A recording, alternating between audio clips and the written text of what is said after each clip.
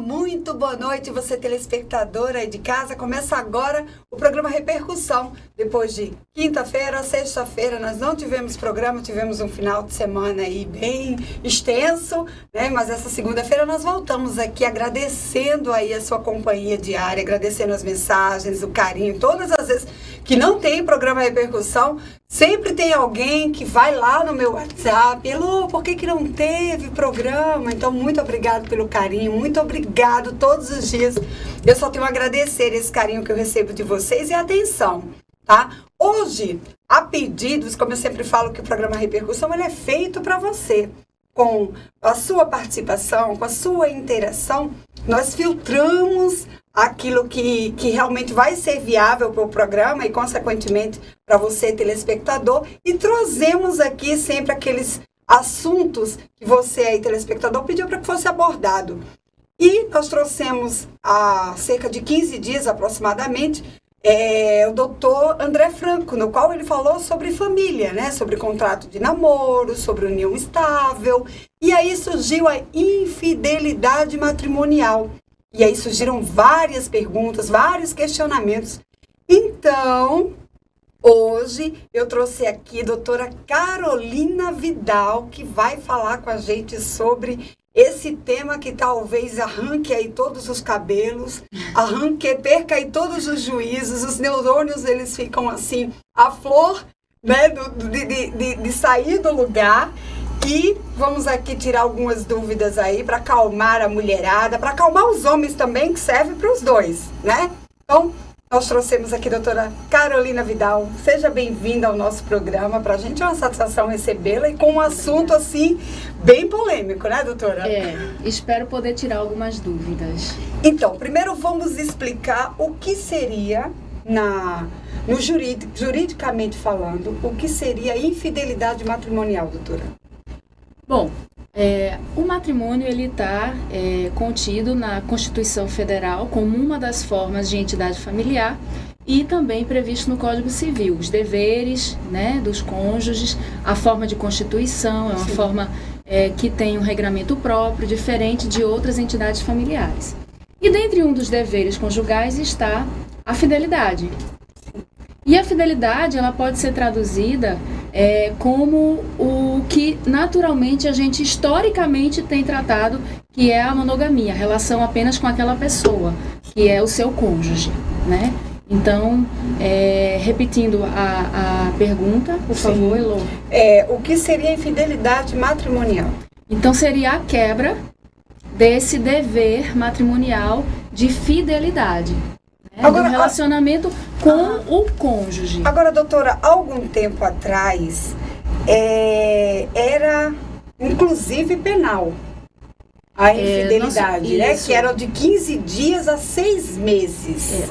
Isso. E o nosso Por que mudou isso? O nosso direito evoluiu, porque o direito ele está para a sociedade no sentido de não fechar os olhos, não deixar invisíveis todas as mudanças sociais que acontecem. Sim. Né? Então, o que é que nós temos hoje? Nós temos hoje uma realidade social de equiparação entre homens e mulheres. Então, não toleramos mais a discriminação, não é?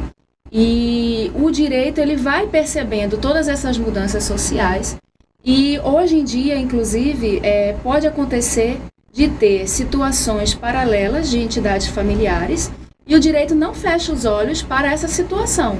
Em que sentido? Uma companheira que tem um relacionamento, convive com aquela pessoa que é casada do status civil, né? Mas tem um relacionamento, partilha bens, constrói um patrimônio, fica na saúde e na doença, tem filhos, constrói publicamente um relacionamento duradouro, né? Essa pessoa ela vai ter o direito à pensão por morte, por exemplo, né? Seria um retrocesso a gente não admitir essas situações, tanto é que não pode haver proibição em relação aos filhos havidos fora do casamento. É vedado você fazer discriminação, porque todos os filhos são iguais, independentemente se foram constituídos sob matrimônio ou não. A nossa própria Constituição prevê vários formatos de entidade familiar, não é só o matrimônio.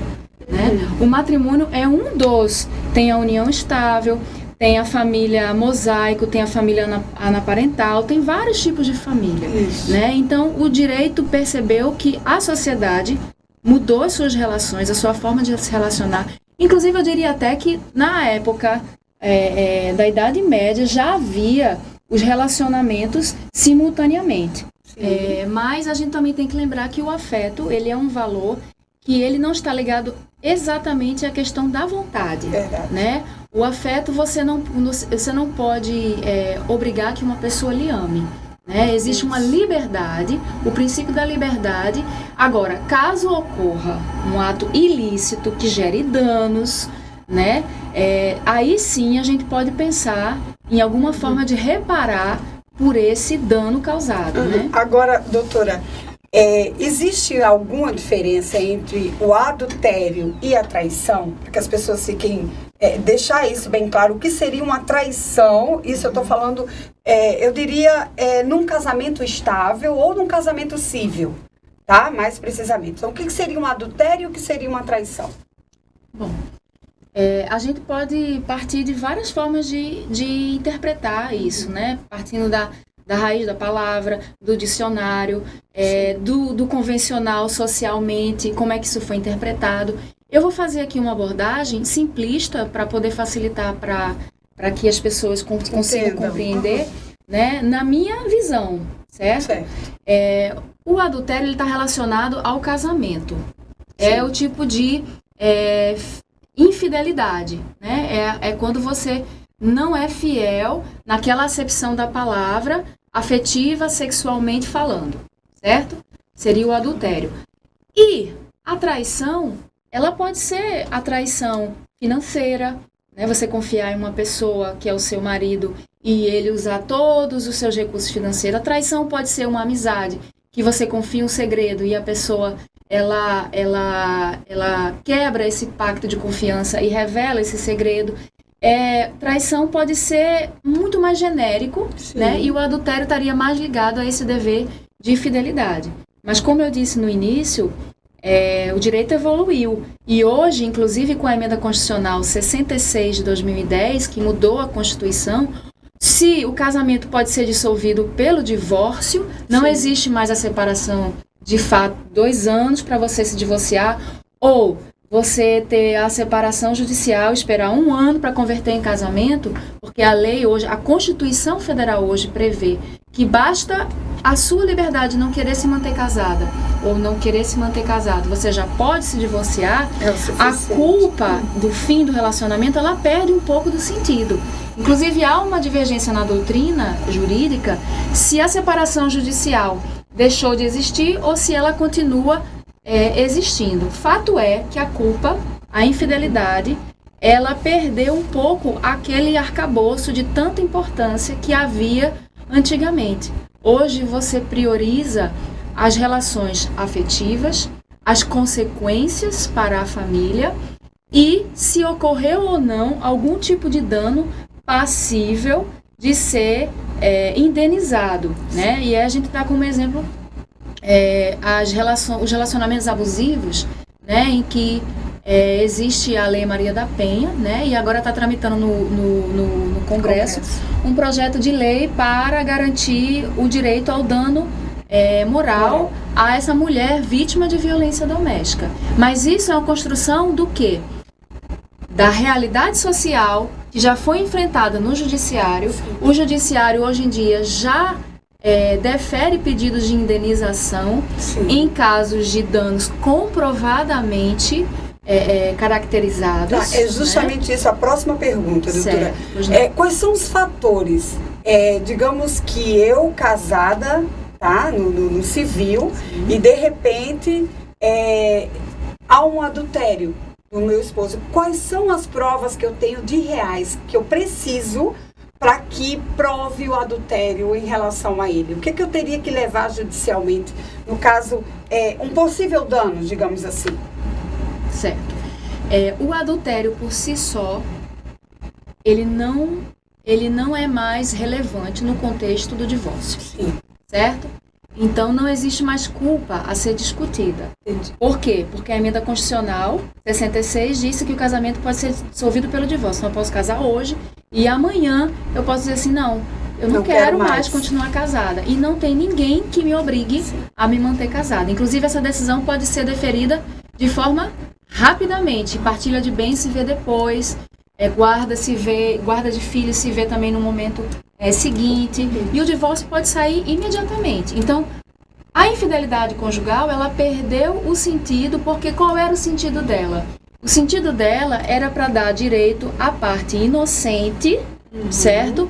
A buscar ela a separação judicial e não a outra parte. Sim. Então, havia alguma interpretação nesse sentido, e como evoluímos, não existe mais a infidelidade conjugal para fins de divórcio. Agora, se a infidelidade conjugal lhe trouxe, por exemplo, uma situação que violou a sua intimidade, a sua privacidade, a sua liberdade, a sua segurança, né? E a gente pode até dar um exemplo que hoje está muito comum, aí sim, provando-se o dano à privacidade, à intimidade, a liberdade, a dignidade da pessoa, pode ser passível de indenização por dano, sim. Então, é o exemplo, poderia dizer, uma situação em que há um casamento civil, né, com toda a formalidade que o casamento exige, e numa traição conjugal,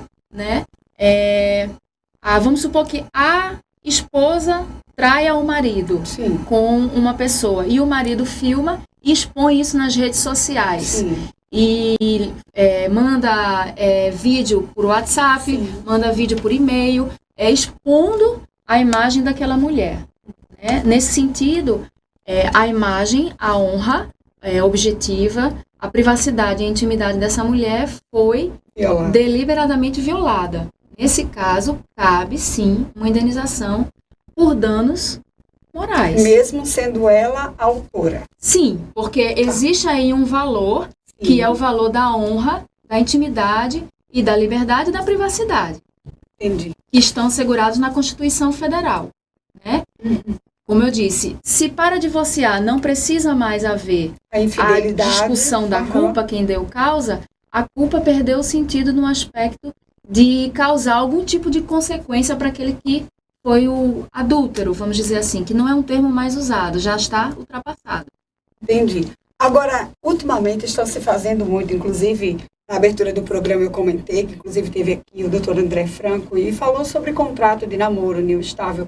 E nesse contrato de namoro, ele falou que poderia haver cláusulas onde entrasse a infidelidade matrimonial. Então, eu queria que tipo de cláusula seria essa que pudesse blindar aí alguém que está começando um relacionamento e pensa em fazer um contrato de namoro? Como é que eu posso me blindar em relação a isso para não ter problemas futuros na infidelidade? Eu estou falando em relação a danos. Porque no próximo bloco a gente vai falar um pouquinho sobre danos morais, e isso foi muito discutido, inclusive, na internet. Tivemos um caso, inclusive, aqui em Natal, onde tanto deu para o homem quanto deu para a amante. Né? Então, assim, alguns casos, hoje a gente já vê que causa danos e a gente vai conversar sobre isso. Mas, em relação ao contrato de namoro, as cláusulas, eu posso me blindar em relação a isso, doutora? A infidelidade? Essa pergunta, ela é extremamente delicada. E aí a gente tem que tratar ela com a maturidade que em alguns minutos a gente não vai esvaziar o tema. Mas, assim, de uma forma resumida, né? É possível no contrato de namoro eu definir cláusulas em relação às consequências de determinada quebra de cláusulas contratuais. Como todo contrato, ele é um acordo de vontades. Então, prevalece a autonomia da vontade e a mínima interferência do Estado, ou seja, aonde não é proibido, é permitido. Isso é o que rege a relação de direito privado no nosso país. Então, eu posso, num contrato de namoro, estabelecer quais são as obrigações de cada parte e quais são as consequências de não cumprimento dessas cláusulas. Agora, a minha visão é de que, se a nossa própria Constituição garante a a família de uma maneira muito mais abrangente. Se a união estável ela é protegida, inclusive se a pessoa eventualmente é casada, desde que demonstrada boa fé, né? E ela tem a visibilidade do direito para a proteção jurídica desse relacionamento, inclusive para efeitos patrimoniais, como previdência, pensão, alimentos, filhos não podem ser discriminados. Então, o meu entendimento é que seria um retrocesso, e existe um princípio em direito que se chama vedação ao retrocesso, ou seja, em que não é dado direito às pessoas a retroagir quando a nossa Constituição Federal, que é a nossa lei maior, está no topo, diz em sentido contrário. Então, é uma coisa que a gente precisa alertar para quem está assistindo, que é fundamental em qualquer elaboração de contrato, seja de qualquer espécie, ou a assinatura de um contrato já elaborado, se fazer consultar por uma pessoa de confiança com capacidade jurídica para orientar e alertar sobre como fazer da melhor maneira, né? E não diminuindo aí problemas riscos futuros. E às vezes até riscos para você mesmo. É verdade. Né? Porque no campo da afetividade, como eu falei, não existe tanta, vamos dizer assim, tanta rigidez, né? Eu quero, eu posso, eu vou. É uma coisa muito abrangente. Doutora, a gente vai chegando ao fim do primeiro bloco e não saia daí que nós voltamos já para falar sobre infidelidade matrimonial.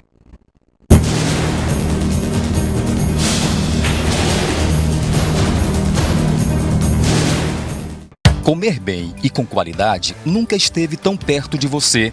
O Terra do Sol Restaurante oferece um cardápio variado, com mais de 10 tipos de carnes e self-service. Aceitamos os cartões Visa, Master, Hiper, Sodex Refeição e Ticket Restaurante. Terra do Sol Restaurante, Nascimento de Castro, 1970A, fone 3302-9012.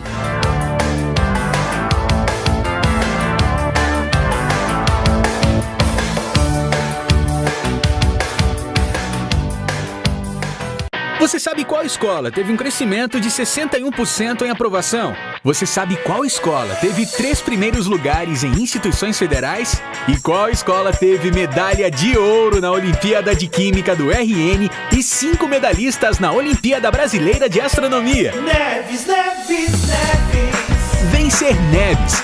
A gente aprova para a vida, do berçário ao ensino médio. Neves é mais que ensino, são ensinamentos.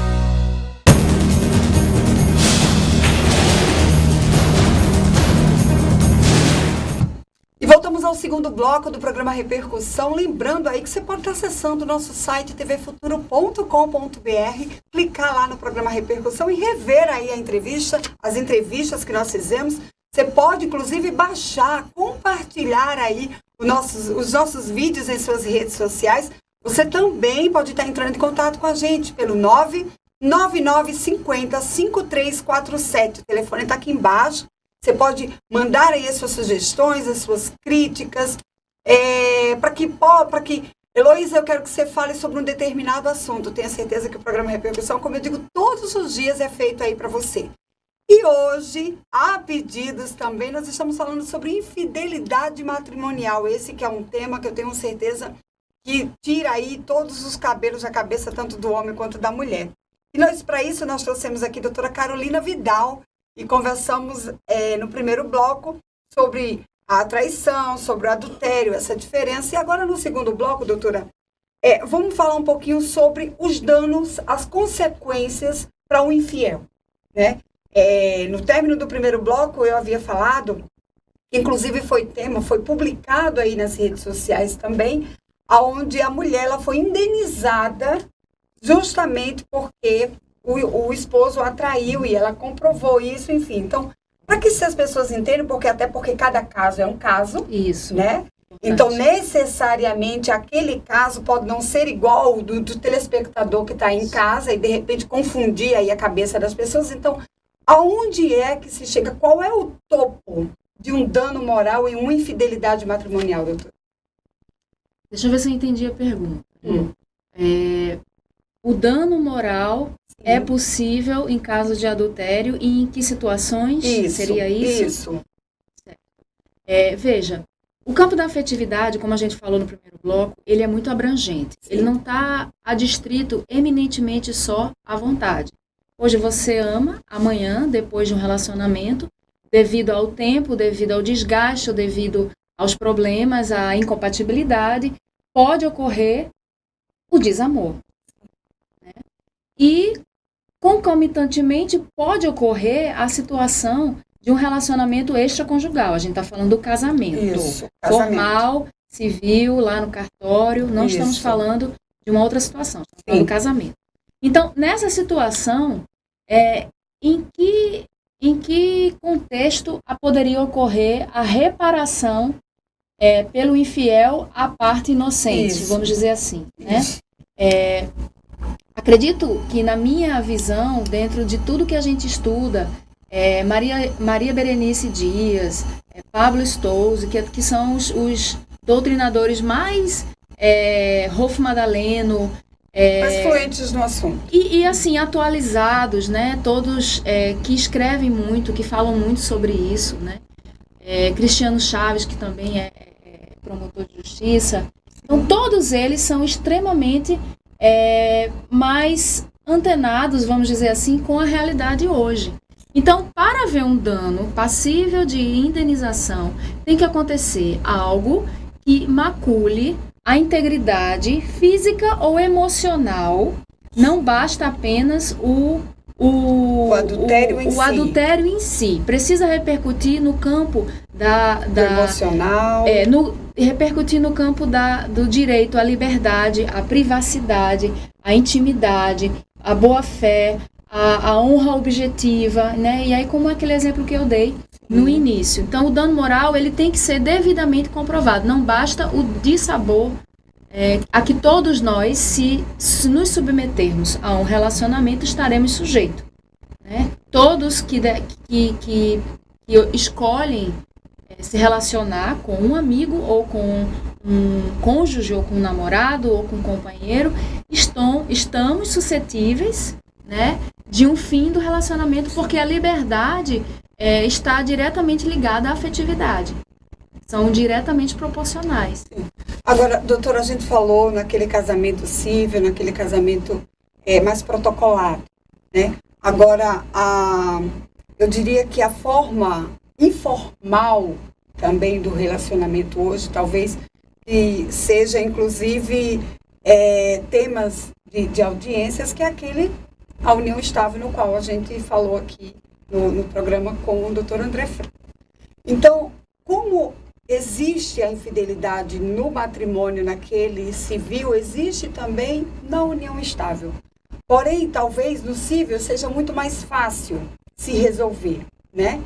Agora, no caso de união estável, aquele casal que tem um relacionamento, que esse relacionamento tem filhos, que esse relacionamento, digamos aí, vem de um tempo de 5 anos, de 10 anos, que a senhora sabe que muitos casos hoje não são formais, né? Muitas pessoas ainda não conseguem casar, talvez pelo valor, que hoje é o cartório, enfim, entre problemas e problemas e problemas.